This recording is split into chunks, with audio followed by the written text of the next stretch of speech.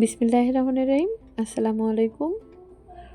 সেলাই আমার অনেক পছন্দের একটি কাজ। আমি কলেজ লাইফ থেকেই নিজের সকল ড্রেস নিজেই সেলাই করি, এমনকি আমার ফ্যামিলির জন্য বানাই। তো আজকে আমরা একটা আফগানি সালোয়ার বানাবো। প্রথমে আমরা উপর থেকে 2 বা 2.5 ইঞ্চি বেল্টের জন্য রেখে নিব।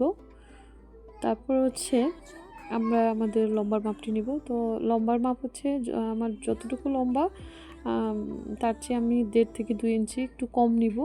কারণ আমি নিচে জামার কাপড় দিয়ে একটা লেসের মতো একটা পট্টি দিব। তো সেজন্য আমরা এখানে 1.5 থেকে 2 ইঞ্চি একটু কম নিয়ে নিলাম। এখন আমরা কোমরের মাপটা নিব। তো কোমরের মাপ নেওয়ার জন্য আমাদের আমাদের যে কামিজের যে হিপের মাপ থাকে সেই মাপের সাথে আমরা আরও 6 বা 8 যোগ করে নিব। দেন ধরেন আপনার কোমর যদি 40 হয় সেক্ষেত্রে আপনি আরও 8 যোগ করে নিলেন, তো 48। তো 48-এর 4 ভাগের 1 ভাগ 12 থেকে আবার একটু হাফ ইঞ্চি বেশি নিব সেলাইয়ের জন্য। তো নিচের দিকে আমরা এখন হাইয়ের মাপটা নিব। তো হাইয়ের মাপ এক্ষেত্রে আমরা যদি 40 প্লাস কোমর যদি 40 প্লাস হয় সেক্ষেত্রে আমরা 15.5 নিব, আর তার কম হলে আমরা 14.5 নিব। তো এক্ষেত্রে আমি সেই অনুযায়ী এখানে দাগ কেটে নিব।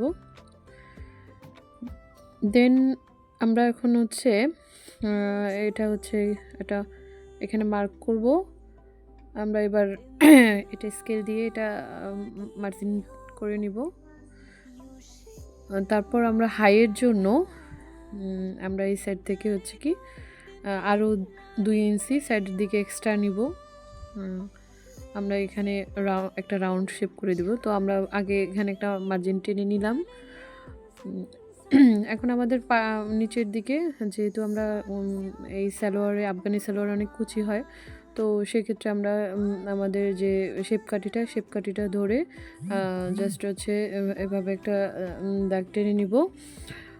যেহেতু আমাদের কুচি হবে তাই আমাদের নিচের ঘেরটা আমাদের বেশিই থাকবে। ওকে, তারপর আমরা নিচের দিকটা এখানে একটু রাউন্ড শেপ করে নিব। ওকে, এখন আমরা কাপড়টা কেটে নিব।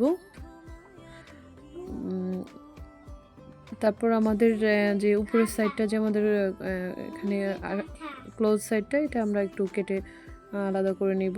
ওকে, এখন আমরা আমাদের জামার কাপড়ের যে টুকরো আছে সেখান থেকে আমরা নিচের পায়ের সেখানে ঘের অনুযায়ী আমরা কাপড়টা কেটে নিলাম।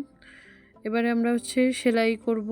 তো প্রথমে আমি এই যে কাপড়টাকে 4 পার্টে ছিল যে সেটা 2 পার্ট আলাদা করে নিলাম। এখন আমি এটা এখানে জয়েন করব। ওকে, দেন এভাবে আমি ডাবল সেলাই দিয়ে 2 সাইডেই কাপড়টা জয়েন করে নিব।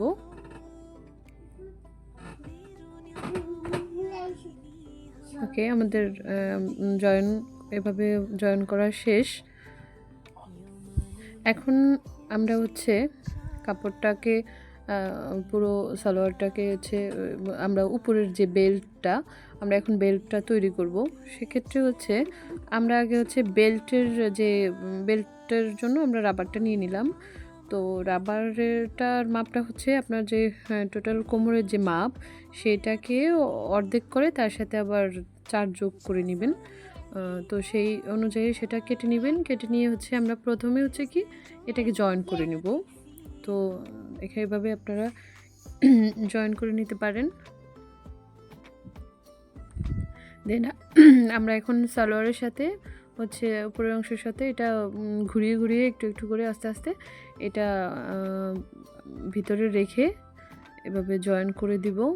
তো আমরা উপরের থেকে একটু কাপড়টা সামান্য একটু ভেঙে এমনভাবে বেল্টটাকে ঘুরিয়ে সেলাই করব, বেল্টটাকে ভিতরে রেখে, যেন কোনোভাবে সেলাইটা আমাদের বেল্টের উপরে না পড়ে।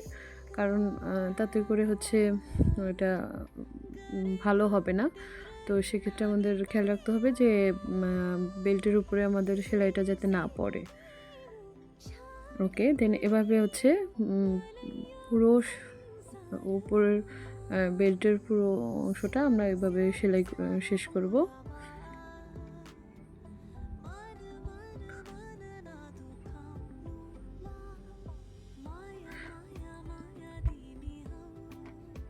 ওকে, দেন এটা